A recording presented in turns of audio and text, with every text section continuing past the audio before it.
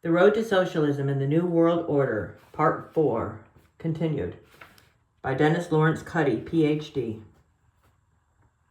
Members of this PAEDA group included Carnegie Foundation President Ernest Boyer, who in January 1988 said that schools should no longer be seen as academic centers, but should be turned into social service centers, that school-based health clinics should be combined with daycare facilities, and that the schools should assume the responsibility for feeding students 3 meals a day since they would be in the school building from 7 a.m. to 6:30 p.m. And Coalition of Essential Schools head Ted Sizer, also member of the PAEDA group, wrote in 5 lectures on moral education 1970 that Christian sermonizing denies individual autonomy, which lies at the heart of a new morality, towards which we are to guide ourselves and other people. Clearly, the strict adherence to a code is out of date. The National PAEDA Center, an outgrowth of the PAEDA proposal, was founded in 1988 at UNC Chapel Hill, and in Haves Without Have-Nots, 1991, advocates a socialistic world government called the Union of Socialist Democratic Republics, USDR. A brief history of the internalizing of education has been provided in the People versus Educational Confederacy, 1995, by O. Jerome Brown, Catherine Levans, and Shay Simonton, from whom most of the information in this paragraph comes. The Internal Bureau of Education, IBE, began with a grant from the Rockefeller Foundation in 1925 under a reorganization of the Rousseau Society of France. IBE and UNESCO held an international conference on public education in 1949, at which recommendation 28 undermined successful phonics methods by stating, "The phonetic method begins with separate elements, for example, sounds, letters, and symbols, of little significance to the child mind." In 1966, UNESCO officials endorsed the concept of lifelong education after Paul Lemgrad's paper, Introduction to Lifelong Education, was delivered to UNESCO in 1965. In 1971, UNESCO's Secretariat asked George Parkland to outline a possible model for an education system based upon lifelong learning and to develop a means for bringing an existing national school system into line with lifelong learning. The result was Parkins towards a conceptual model of lifelong education, 1971, indicating radical changes in the entire social structure would be needed for lifelong learning. For example, infant health centers would be needed. Parents and others would come to schools to demonstrate skills. Students would participate in community service, choose a vocational field, and work part-time and receive certificates of educational attainment. And a National Board of Education would draw up national policy. Does this sound like what's been proposed for the United States today? In 1976, UNESCO published Foundations of Lifelong Education, which states that education should aim not so much as acquisition of knowledge. Today, there is less need to know the content of information. There should be a transformation of life in its totality, a profound commitment to social tasks. Achievements of socialistic countries have laid the foundation of a way of life which makes everyone understand its individualistic relevance, whereas capitalism lays the foundations of rivalry and aggression and encourages exaggerated consumption, making man a slave of ambition and status symbols. Lifelong learning promotes equality of an end result, and not merely of opportunity, and fosters equality in terms of opinions, aspirations, motivations, and so on. There is a dilemma. If lifelong education were to be based on the aim of increasing the yield of business enterprises and economic growth, it would merely serve to establish a totalitarian, one-dimensional society.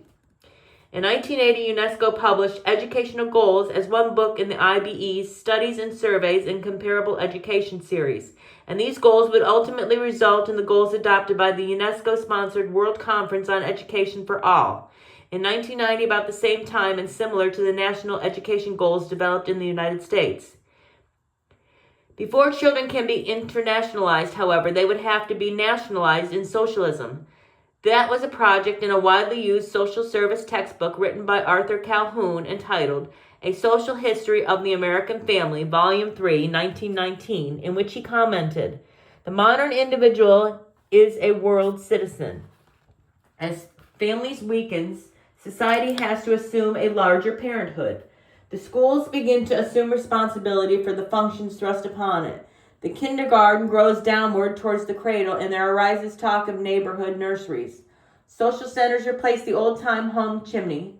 The child passes more and more into the custody of community experts. It seems clear that at least in its early stages, socialism will mean an increased amount of social control. We may expect in the socialist commonwealth a system of public educational agencies that would begin with the nursery and follow the individual throughout life. The objective would be to educate youth through social change to accept the autocratic state. And in 1968, Warren Bennis and Philip Slater wrote in The Temporary Society, "One cannot permit submission to parental authority if one wishes to bring about profound social change.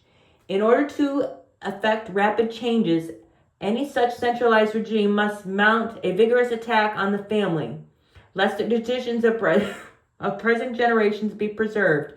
It is necessary, in other words, to artificially create an experimental chasm between parents and children to insulate the latter in order that they can more easily be indoctrinated with new ideas. The desire may be to cause an even more total submission to the state. But if one wishes to mold children in order to achieve some future goal, one must begin to view them as superior, inasmuch as they are closer to this future goal. One must also study their need with care in order to achieve this difficult preparation for the future. One must teach them not to respect their tradition-bound elders who are tied to the past and know only what is irrelevant." The next year, 1969, the Joint Commission on Mental Health of Children presented its report to Congress stating, "As the home and church decline in influence, schools must begin to provide adequately for the emotional and moral development of children. The school must assume a direct responsibility for the attitudes and values of child development. The child advocate, psychologist, social technician, and medical technician should all reach aggressively into the community, send workers out to children's homes, recreational facilities, and schools. They should assume full responsibility for all education, including pre-primary education." Radical feminists were only too willing to go along with this attitude as 2 years later, in 1971, the document Declaration of Feminism was published, calling for a feminist socialistic revolution, saying, "We must go back to matriarchies, to ancient female religions like witchcraft. In order to break the tyranny of class oppression, it is necessary to establish a socialistic order. In the final hours of capitalism, we will dance on the graves of corporate America. Marriage is the key institution that has failed us and must work to destroy it. The nuclear family must be replaced with a new form of family where individuals live and work together to help meet the needs of all people in the society. With this destruction of the nuclear family must come a new way of looking at children. They must be seen as the responsibility of an entire society rather than individual parents." It was the time of women's liberation, and John D. Rockefeller III, founder of the Population Control Council in 1952, in his 1973 book, The Second American Revolution, applauded sexual liberalization and the humanistic revolution while disparaging old-fashioned nationalisms. The Roe v. Wade and the Doe v. Bolton Supreme Court decisions were also handed down in 1973, indicating that abortion is entirely a woman's decision, with the father having no control over his killing of his child. With feminists and the government thus declaring fathers irrelevant in this fundamental decision, one must wonder how leftists today can be surprised that the numbers of fathers who have deserted their families has grown since 1973.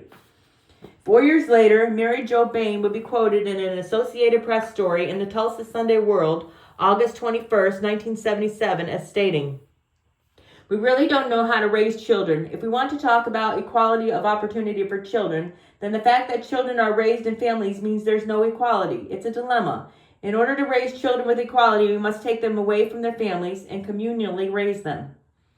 About this same time, HEW Executive Assistant Eddie Bernice Johnson, who would later become a member of Congress from Texas, advocated the licensing of parents before they would be permitted to have children, saying, "We will require almost every endeavor or profession to be licensed. Why not the single most important responsibility which a parent can ever have?"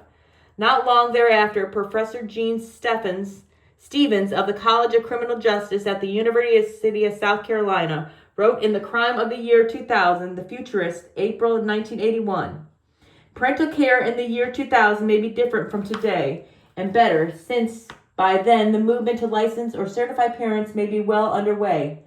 In most cases, certified couples would be allowed to have their own natural children. In some instances, however, genetic scanning may find that some women and men can produce super babies, but are not well suited to rear them. Child breeding and rearing then may be considered too important to be left to chance. Man's ability to control his fellow man will surely grow greater, not less, over the next 2 decades. And in 1994, Jack Westman's Licensing Parents was published, and it is being sold at the World Future Society bookstore. Lest one think the administration of President Clinton would be friendly to families, on April 21st, 1997, President Clinton signed Executive Order 13045, which among other things revoked President Reagan's Executive Order 12606, September 2nd, 1987. The executive order by President Reagan said, in part, in formulating and implementing policies and regulations that may have significant impact on families' formation, maintenance, and general well-being, executive departments and agencies should, to the extent permitted by law, access such measures in light of the following questions. Does this action by government strengthen or erode the stability of the family, and particularly the marital commitment? Does this action strengthen or erode the authority and rights of parents in the education, nurture, and supervision of their children? During the presidency of Bill Clinton, Mary Jo Bain for several years would be Assistant Secretary at the Department of Health and Human Services. This isn't surprising given the fact that 40 years before Bain quoted above, Hillary Rodham, who would be Bill Clinton's wife, wrote in the Harvard Educational Review, November 1973, of her rejection of the belief that families are private, non-political units whose interests subdue those of children. In this same year of 1973, The New Socialist Revolution by Michael Lerner, who would be an important advisor to the First Lady Hillary Rodham Clinton, was published, in which he proclaimed, education will be radically transformed in our socialist community. There will be no grading, but comprehensive reports on each youngster's development. A key element will be helping young people learn how to work and act together, particularly in the elementary school. The main emphasis will be on learning how to live and work collectively. The next level is learning some series of skills for one's first set of jobs, and this learning will be repeated periodically as jobs are rotated. After the socialistic revolution, education will have a much broader role. Education will become a permanent feature of life, not limited to the youthful period. Doesn't this sound like cooperative learning, outcome-based skills, no grade levels, lifelong learning, etc. being promoted today? And won't education as a permanent feature of life, lifelong learning, be used as an excuse to monitor everyone consistently from cradle to grave? Actually, government monitoring and control could begin before the cradle, as educational leaders Dave Hornbeck, who has been chairman of the Carnegie Foundation for the Advancements of Teaching and is currently superintendent of Philadelphia Public Schools, in his co-edited Human Capital and American Futures 1991, would propose that the government's duty would begin during a mother's pregnancy. In an approach he admits may be subject to the charge of big brotherism, Hornbeck proposes legislation creating a State Board for Children and Families, BCF, which would have a new affirmative duty for government to assure the health and non-academic well-being of each child until age 18 or graduation from high school, whichever comes first. There may be some areas of child's needs in which the family will play the dominant role, before school and breakfast, for example, and others such as after-school support. The BCF may play the central role. The board would have the responsibility to work with the family to sort out the balance of roles. Court orders and or legislation must be our primarily vehicles to provoke and sustain the magnitude and kind of change that is necessary. Success must not be left to chance. Responsibility must be fixed. All of this must be done legislatively. Also see Full Service Schools, A Revolution in Health and Social Service for Children, Youth and Families by Joy Dreyfus, supported by the Carnegie Corporation, published in 1994. The year after Hornbeck's book was published, Bill Clinton was elected president. Almost immediately after the election, the president of Carnegie's National Center on Education and the Economy, NCEE, Mark Tucker, wrote a letter to Hillary Clinton on November 11, 1992, stating, I still cannot believe you won, but utter delight that you did pervades all the circles in which I move. I met last Wednesday in David Rockefeller's office with him. It was a great celebration. The subject we were discussing was what you and Bill should now do about education, training, and labor market policy. Following that meeting, I chaired another in Washington on the same topic. Those present at the second meeting included David Hornbeck, Lauren Resnick, Ira Megsner, and was also invited to this meeting. Our purpose in these meetings was to propose concrete actions that the Clinton administration could take. We took a very large leap forward in terms of how to advance the agenda on which you and we have all been working, a practical plan for putting all the major components of the system to place within 4 years, by the time Bill has to run again. We think the great opportunity you have is to remold the entire American system for human resources development. What is essential is that we can create a seamless web of opportunities to develop one's skills that literally extends from cradle to grave and is the same system for everyone. It needs to be a system guided by clear standards that define the stages of the system for the peoples who progress through it and is regulated on the basis of outcomes. To implement this vision, use your proposal for an apprenticeship system as the keystone of a strategy for putting the whole new post-secondary training system in place. The whole new human resource system nationwide over the next 4 years, using the renamed apprenticeship idea as the entering wedge. Create one national system. Criteria for selection includes commitment to develop an outcome and performance-based system for human resources development system. Program components include develop uniform report systems for providers, requiring them to provide information in that format on characteristics of clients. Develop computer-based systems for combining this data at local labor market board offices with employment data from the state, including subsequent employment histories for graduates. Design all programs around the forthcoming general education standards. We propose that Bill take a leaf out of the German book. One of the most important reasons that the large German employers offer apprenticeship slots to German youngsters is that they fear, with good reason, that if they don't volunteer to do so, the law will require it. Bill could do the same. Radical changes in attitudes, values, and beliefs are required to move any combination of these agendas. Many elements of the NCEE's proposals have been incorporated into H.R. 1617, the Careers Act, passed by the U.S. House of Representatives in September of 1995. Not only do some aspects of the aforementioned proposals resemble the Soviet polytechnical education system, but there are even broader implications involving the United Nations. All of these school-to-work programs fit neatly into international efforts to control people. Example, whether they may be aborted, what education they receive, what jobs they have, etc.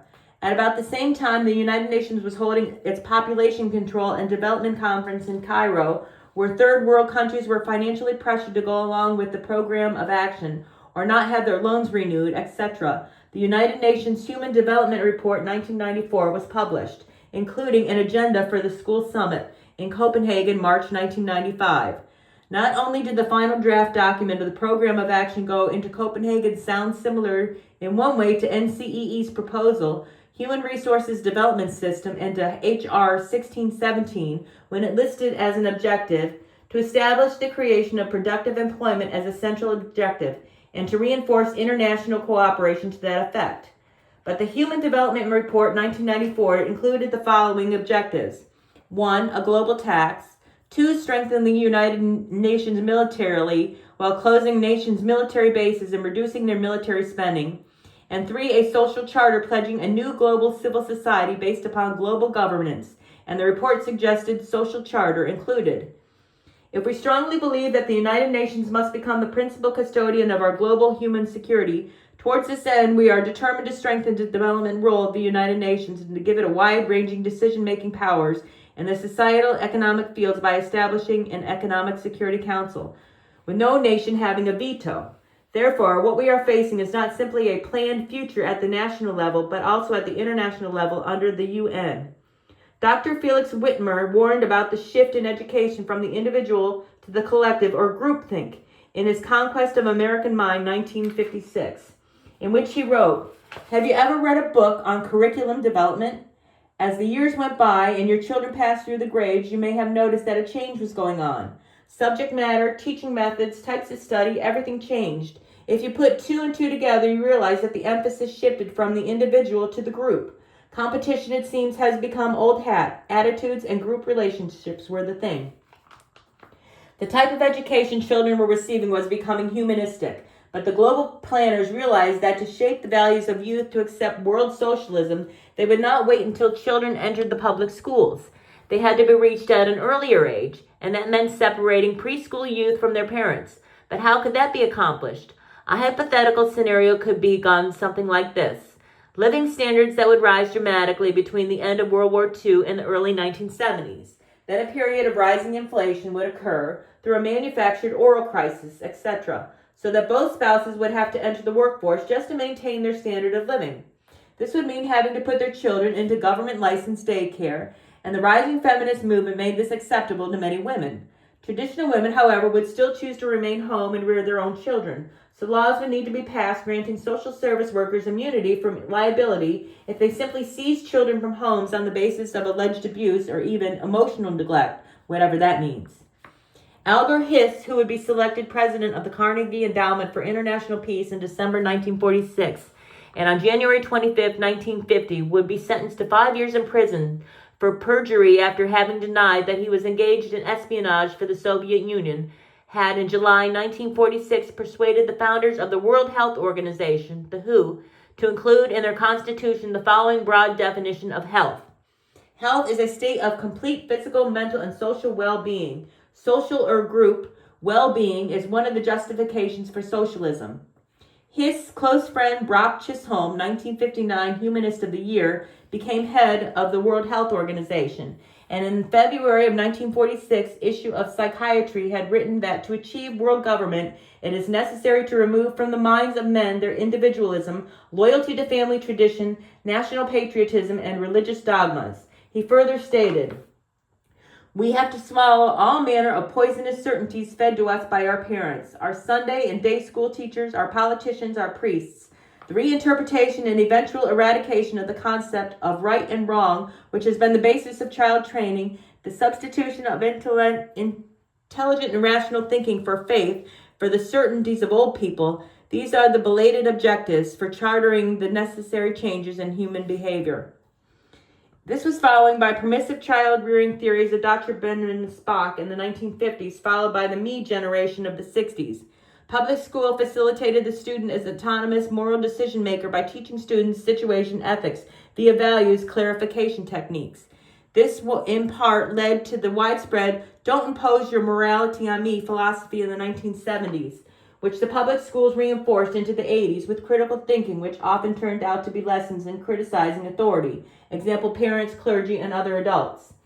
Then in 1987 edition of the Diagnostic and Statistical Manuals of Mental Disorders, characterized as the Bible of the mental health professions, described the symptoms of oppositional defiant disorder. As children with the disorder commonly are argumentative with adults, frequently lose their tempers, swear, and are often angry, resentful, and easily annoyed by others. They frequently actively defy adult requests and rules. With this definition, it is easy to see how nearly every child in the United States can be labeled at risk by health and social service workers. Then, based upon the proclamation of the "it takes a whole village to raise a child," or PAVIA philosophy, social engineers will claim government intervention in family life is required, and socialism will be there. Remember that socialism emphasizes society or the community or the larger group over the individual or any individual family. William Schreiner, in The Rise and Fall of the Third Reich, 1960, explained that the Hitler Youth Organization indoctrinated children in the Nazi National Socialistic philosophy, and parents withholding youth from that organization could have their children taken away by the state. Nazi Minister of the Interior, Dr. Wilhelm Frick, declared, "The period in which the task of schools was considered to be developed to the individual is past. The new school proceeds on the principle from the idea of the community, which is the age-old legacy of our Germanic ancestors." Does this sound like some social service workers in the outcome-based education, OBE, in the United States today? And relevant to school to work along with lifelong learning portfolios in the U.S. today is the following quote from Schreiner's book. The workbook was introduced, and eventually no worker could be hired unless he possessed one. It was kept a record of his skills and employment. The workbook not only provided the state and employer with up-to-date data on every single employee in the nation, but was used to tie a worker to the bench. If he desired to leave for another employment, and his employer could retain his workbook, which meant that he could not be legally employed elsewhere. Group learning, called cooperative learning, is a key ingredient in OBE, and while most people believe that OBE is a relatively recent educational concept, in 1938, the National Education Association, NEA, published The Purposes of Education in American Democracy. in which it was written. Measurement of outcomes must be directly related to the objectives. The publication also stated that education has, on the whole, been altogether too much concerned with facts and too little concerned with values. There should be much greater concern with the development of attitudes, interests, ideals, and habits. Our schools should give prizes not to the one who wins more credit for himself, but to the one who cooperates more effectively with others. The educated citizen is a cooperating member of the whole community.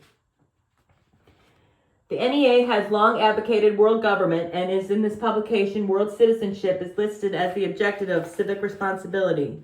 Other key terms in the current educational reform movement are public accountability, partnerships, learning work skills and tolerance, and lifelong learning. In the 1938 NEA publication, one reads, efforts to take the public into account must be supplemented by efforts to take the public into confidence, and finally into partnership. Are students becoming more skillful in doing some type of useful work? Are they acquiring skills? Are they learning to be fair and tolerant in situations where conflicts arise? Education is not gained in a few years in school. It is a lifelong enterprise. Almost 50 years later, Utah Superintendent of Public Instruction Leland Birmingham, on July 27, 1984, wrote a letter to the U.S. Secretary of Education Terrell Bell, saying, I am forwarding this letter to accompany the proposal which you recommended Bill Spady, father of OBE, and I prepare in connection with the outcome-based education. This proposal centers around the detailed process by which we will work together to implement OBE. This will make it possible to put OBE in place, and not only in Utah, but in all schools in the nation. OBE includes such things as values or character education, the role of John Dewey's humanistic psychology, holistic education, including social experience, guided discovery, cooperative learning, and learning to learn, emphasized over content. Is it just coincidence that all of these are described in a 1984 UNESCO publication, The Theory of Curriculum Content in the USSR? Remember what Ford Foundation President H. Rowan Gaither said earlier about a comfortable merger with the Soviet Union. And it is also a coincidence that Terrell Bell received his doctorate as a Ford Foundation Fellow a few years after Gaither's remark, which much of the current educational reform emphasizing school-to-work skills. It is interesting to note that in Vladimir Turchenko's The Scientific and Technological Revolution and the Revolution in Education, 1976, and imported into the United States, he describes Soviet education as including instruction from a younger age, linking instruction with productive labor, continuous education. Under socialism, education has become not only the personal affair of every individual, but also a concern of society as a whole. Sounds like the slogan, it takes a whole village to raise a child. It is also interesting to note in Eugene Maxwell Boyce's The Coming Revolution in Education, 1983, that this professor of educational administration at the University of Georgia declared, in the communist ideology, the function of the universal education is clear and is easily understood. Education is tied directly to jobs, control of the job being the critical control point in an authoritarian state. Level of education and consequently the level of employment is determined first by the level of achievement in school. They do not educate people for jobs that do not exist. No such direct controlled relationship between education and jobs exists in democratic countries. In the same year, 1983, National OBE consultant Howard Gardner's Frames of Mind, the Theory of Multiple Intelligences, including an acknowledgement to the Carnegie Corporation, was published, with Gardner proposing, individual profiles must be considered in light of goals pursued by the wider society, and sometimes, in fact, individuals with gifts in certain directions must nonetheless be guided along other less favorable paths simply because the needs of the culture are particularly urgent in that realm at that time. 4 years later, Lawrence Feinberg in the Washington Post, August 17, 1987, would report that David Harmon, Columbia University Teachers College, and Thomas Stinkt, who had conducted major research on reading for the U.S. Army and the Ford Foundation, said, what may be crucial in the United States is not the dependability of a labor force and how well it can be managed and trained, not its general education level, though a small cadre of highly educated, creative people is essential to growth. Feinberg also reported both researchers as indicating that changing values, among other things, are probably more important than reading in moving low-income families into the middle class. The changing moral values had become in earnest in the 1950s when Benjamin Bloom et al. Wrote in Taxonomy of Educational Objectives Handbook, Cognitive Domain, 1956, that we recognize the point of view that truth and knowledge are only relative, and that there are no hard and fast truths which exist for all time and all places. 2 years later, Ronald Lippitt et al. Wrote The Dynamics of Planned Change, 1958, stimulated by the ideas and examples of Kurt Lewin. Lewin had helped found the National Training Laboratories in 1947 and wrote the journal Human Relations in that year that successful change included unfreezing moving to the new level and refreezing group life on the new level. Lippitt et al. Would write about the moving phase in terms of values, clarification, and transformation, and explain that some change agents feel that the process of change itself would determine the goal and lead the client to it. They then described interdependence as a factor in the change process and spoke of achieving terminal relationships, and said ways of handling conflict between opposed loyalties are an important part of the change process. These last three quotes will be significant in considering the interdependence established by GATT and the World Trade Organization, the difficulty in withdrawing from them, and the opposing loyalties of globalists and patriotic nationalists. Strategies for accomplishing change were exposed by Jo Hinman in her December 15, 1958 Human Events article regarding social engineering, in which she quoted Dr. Harry A. Overstreet in his Great Enterprise, 1952, as saying, "A man may be angrily against technical aid to backward countries and the preaching of social rather than salvational religion. Such people may appear normal, but they are well along the road to mental illness. The message is that mentally ill people must change. But how?" Hinman described the process of group dynamics. In education, for example, whereby committees studying variant educational subjects were manipulated into coming up with predetermined conclusions, for example, favoring federal aid. She related also the New Deal Centerville project, where American families were arranged in a neighborhood according to a chart laid out upon social engineering principles. A key family was strategically located so that its influence would have far-reaching effects in molding the attitudes of the entire community. She then exposed the technique of obtaining canned samples of public opinion, using the example of a 1957 State Department poll engineered to obtain foreign aid, stating, "Inspection of the State Department poll discloses a striking resemblance to one detail of sociometry's, J.L. Moreno's Sociometry, an approach to a new political orientation, political program, which calls for a federal Department of Human Relations tied to miniature substructures rooted in school, home, and workshops." Hinman explained that the files in school offices contain cumulative information concerning pupils and their parents, provide information from which sociometrics perform research, write papers, and publish social engineering conclusions. And she mentioned the Guided Minds program in the public schools as a subdivision of the social engineering movement. 3 years later, Warren Bennis, Kenneth Benn, and Robert Chin, all have been associated with the National Training Laboratories, edited The Planning of Change, 1961, and credited Kurt Lewin's work. The editors declared that they are living in an age whose single constant is radical change. And under part 2 of the book, which is titled Conceptual Tools for the Change Agent, Robert Gunderson referred to facilitators, harmonizers, etc., and stated that the world community is their workshop. Kurt Lewin and Paul Grab, in their chapter titled Principles of Re-Education, pronounced that the re-educative process changes the individual's or group's cognitive structure, including all his facts, concepts, beliefs, and expectations. It modifies his balances and values. And the last section of their article was titled Creation of an In-Group and the Acceptance of a New Value System, where an in-group is described as a group in which the member feels belongingness. Youth will want to be accepted by the in-crowd and will therefore accept their values.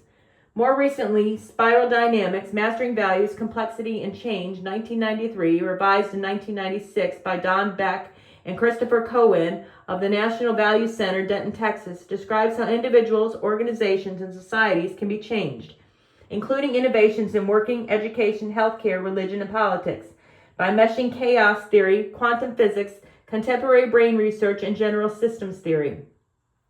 Bloom et al. In 1964 wrote Taxonomy of Educational Objective Handbook to Affective Domain, further stating that a large part of what we call good teaching is the teacher's ability to attain effective objectives through challenging the student's fixed beliefs and offering illustrative objectives such as judges, problems, and issues in terms of situations, issues, purposes, and consequences involved rather than in terms of fixed dogmatic precepts or emotionally wishful thinking. The authors continue. The evidence collected so far suggests that a single hour of classroom activity under certain conditions may bring about a major reorganization in affective behaviors. The affective domain is, in retrospect, a virtual Pandora's box. We are not entirely sure that opening our box is necessarily a good thing. We are certain that it is not likely to be a source of peace and harmony among the members of a school staff. It is in this box that the most influential controls are to be found. The affective domain contains the forces that determine the nature of an individual's life and ultimately the life of an entire people. The affective domain would also be the point of attack against Christians via encounter groups, as Dr. William Schultz, writing in Red Book, July 1968, revealed. When a Christian organization like the YMCA puts its boys through an encounter group to develop their independence, they may find some of the boys questioning Christian principles.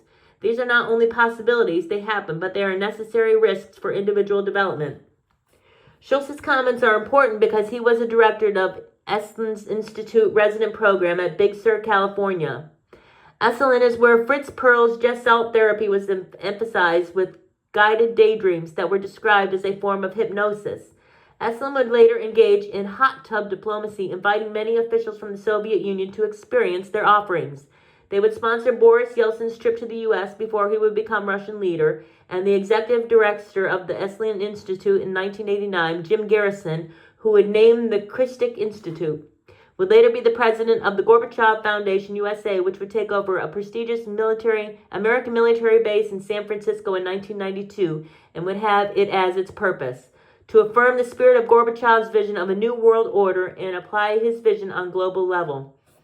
In an article, One World Under Gorby, San Francisco Weekly, May 31st, June 6, 1995, Garrison stated, over the next 20 to 30 years, we're going to end up with the world government. It's inevitable. You're going to see more Yugoslavians, but in and throughout this turbulence, it is the recognition that we have to empower the United Nations and that we have to govern and regulate human interaction.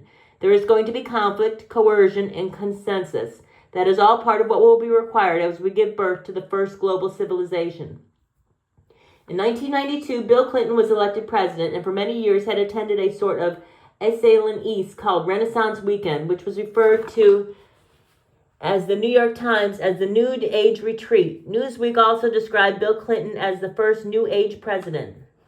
Returning briefly to the 1960s, the National Institute of Mental Health granted psychologist at B.F. Skinner $283,000 on February 18th, 1964 grant K through 6 MH 21755 to be paid over a 10-year period to write Beyond Freedom and Dignity. Skinner had already written Walden II, 1948, about a utopian society based upon a scientific control of human behavior, where children would be raised in communal nurseries and theology and history would be suppressed. In Beyond Freedom and Dignity, 1971, Skinner, the inventor of the teaching machine and the father of programmed instruction, maintained that the concepts of freedom and dignity must be discarded and that human behavior be conditioned by an elite. Not long after Beyond Freedom and Dignity was published, Representative Cornelius Gallagher of New Jersey told the U.S. House of Representatives in a speech titled Skinnering the Taxpayers. We disclosed in 1970 that at least 250,000 American grammar school children are receiving behavioral modification drugs, most often the amphetamines or speed they are commonly called. The committee report released in 1968 entitled Privacy and the National Data Bank Concept, based on the computer hearings, was called a gem by computer specialists, and on the floor of other bodies, Senator Sam Ervin referred to it as a concise classic. In July 1971, the distinguished expert of Soviet affairs, Viktor Zorska, described the growth of massive computerized information systems in Russia. He described the manner in which the planners of the Soviet computerized system intended to use it as a weapon of thought control. Zorga writes, but the main purpose of any such system would be to prevent any disloyal ideas from even taking shape in the heads of Soviet citizens. The full records of his psychological characteristics and actions could be used to devise an approach that would quickly persuade him that his best interests required him to conform to the political guidance of his spiritual advisor at the KGB. What better description of Skinner's technology of behavior? To see how the computer might be used in the future, read the U.S. Department of Education's 1967 publication OE 100, which stands for the 100th anniversary of the Federal Office of Education in that year. Toward the end of the document is a story titled 1997, which one reads, Johnny Brooks, 8 years old, is a student at Iowa Public Education Counter 417. To his parents,